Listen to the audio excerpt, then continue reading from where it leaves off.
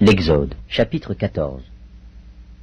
L'Éternel parla à Moïse et dit: Parle aux enfants d'Israël, qu'ils se détournent, et qu'ils campent devant Pi-Hahiroth, entre Migdol et la mer, vis-à-vis de Baal-Tsephon. C'est en face de ce lieu que vous camperez, près de la mer.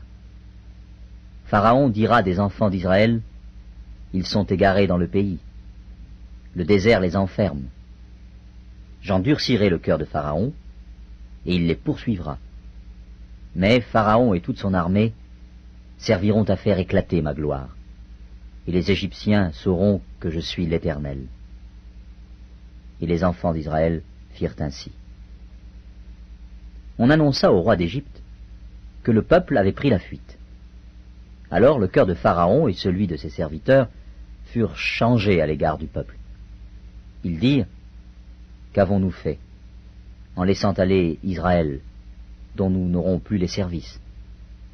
Et Pharaon attela son char, et il prit son peuple avec lui. Il prit 600 chars d'élite, et tous les chars de l'Égypte. Il y avait sur tous des combattants.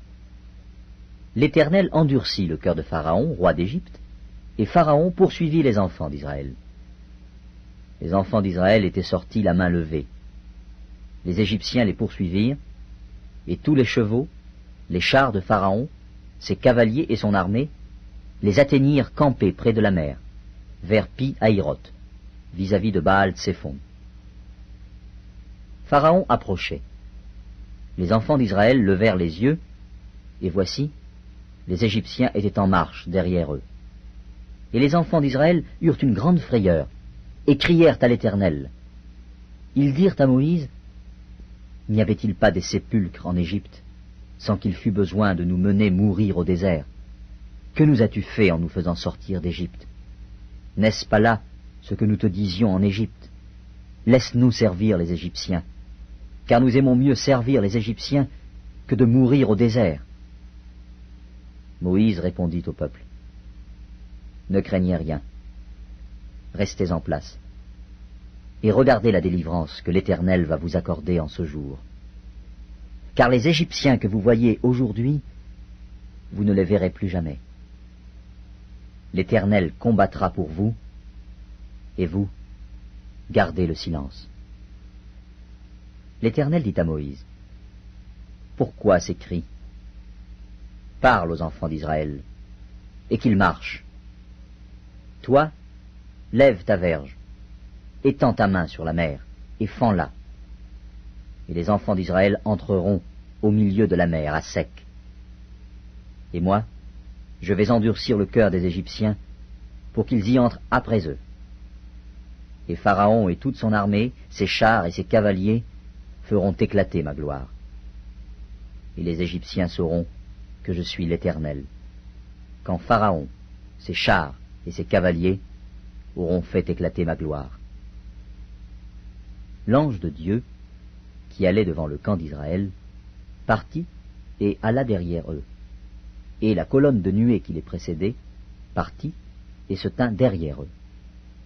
Elle se plaça entre le camp des Égyptiens et le camp d'Israël. Cette nuée était ténébreuse d'un côté, et de l'autre, elle éclairait la nuit. Et les deux camps n'approchèrent point l'un de l'autre pendant toute la nuit. Moïse étendit sa main sur la mer, et l'Éternel refoula la mer par un vent d'Orient qui souffla avec impétuosité toute la nuit. Il mit la mer à sec, et les eaux se fendirent. Les enfants d'Israël entrèrent au milieu de la mer à sec, et les eaux formaient comme une muraille à leur droite et à leur gauche. Les Égyptiens les poursuivirent, et tous les chevaux de Pharaon, ses chars et ses cavaliers, entrèrent après eux au milieu de la mer. À la veille du matin, l'Éternel, de la colonne de feu et de nuée, regarda le camp des Égyptiens, et mit en désordre le camp des Égyptiens. Il ôta les roues de leurs chars, et en rendit la marche difficile. Les Égyptiens dirent alors: Fuyons devant Israël, car l'Éternel combat pour lui, contre les Égyptiens. L'Éternel dit à Moïse: Étends ta main sur la mer, et les eaux reviendront sur les Égyptiens, sur leurs chars et sur leurs cavaliers. Moïse étendit sa main sur la mer, et vers le matin, la mer reprit son impétuosité, et les Égyptiens s'enfuirent à son approche. Mais l'Éternel précipita les Égyptiens au milieu de la mer. Les eaux revinrent et couvrirent les chars, les cavaliers et toute l'armée de Pharaon, qui était entrée dans la mer après les enfants d'Israël. Et il n'en échappa pas un seul. Mais les enfants d'Israël marchèrent à sec au milieu de la mer, et les eaux formaient comme une muraille à leur droite et à leur gauche. En ce jour, l'Éternel délivra Israël de la main des Égyptiens. Et Israël vit, sur le rivage de la mer, les Égyptiens qui étaient morts.